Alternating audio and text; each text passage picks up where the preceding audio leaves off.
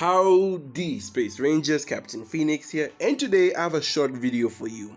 It was originally going to be a longer video covering the themes and concepts behind Maul Shadowlord, but my heart just wasn't into it. So instead, you're getting a short. Or at least I hope it's a short. The script is actually kind of longer than I thought. Anyway, if I were to tell you my thoughts on Shadowlord, I'd say that it's actually really freaking good.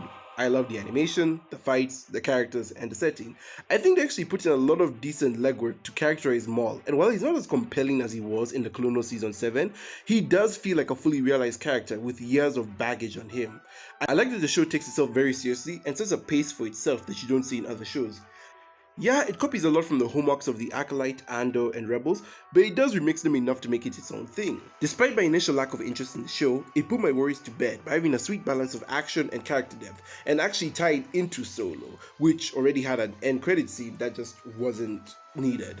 I give this show a solid 9 out of 10. And one of those aspects is what I want to talk about today. I want to talk about my favorite Maul Shadowlord concept and how it absolutely blows other projects like the Acolyte out of the water. This is, of course, how Maul, the character, presents the Darkside as a tempting force, a last resort you may have to use when your back is to the wall. I've talked about how the Darkside can be seen as a drug in Star Wars on this channel before, but I really like how it's presented as a steroid here.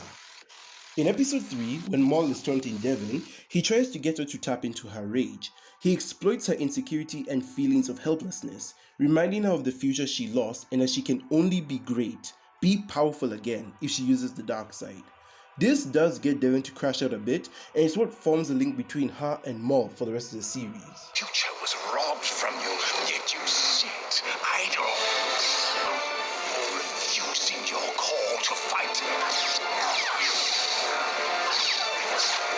Your life is in ruin.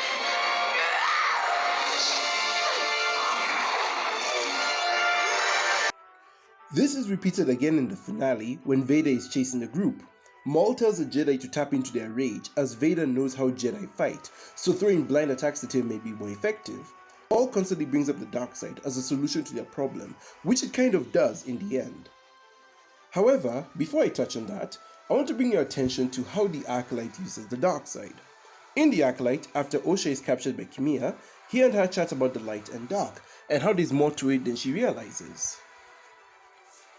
Kimia paints himself as a victim of the Jedi and claims he just wants to do what he does in peace with no one to disturb him. You murdered my friends. I killed Jedi. I killed those who threatened my existence. This makes it sound like the Jedi were a power-hungry organization who don't allow anyone to use the Force but themselves. He also speaks as if the Sith are an oppressed group of people when that's clearly not the case. You killed Jackie. And where did you think that was going to go? You would have had the same relationship with her that you have with your master. One-sided. The problem, however, is that what Kimia wants to do in quote-unquote peace actually hurts other people and disrupts peace in the end. I don't know if you all forgot, but the most oppressive and fascistic empire in the galaxy was run by a Sith. He and the Darkside are, as said by George Lucas many times, a cancer to the rest of the galaxy. At some point in the series, Kimia gives Osha a helmet filled with Darkside energy, and to this day I'm still not clear on what it does. The show tries to make it look like she's remembering back to her childhood and all the dark stuff that happened there, but the following episode doesn't reveal anything new she learned. She just gets a bit distressed and takes it off. At the end of the show, Osha is basically convinced to turn to the dark side because she found out her master lied.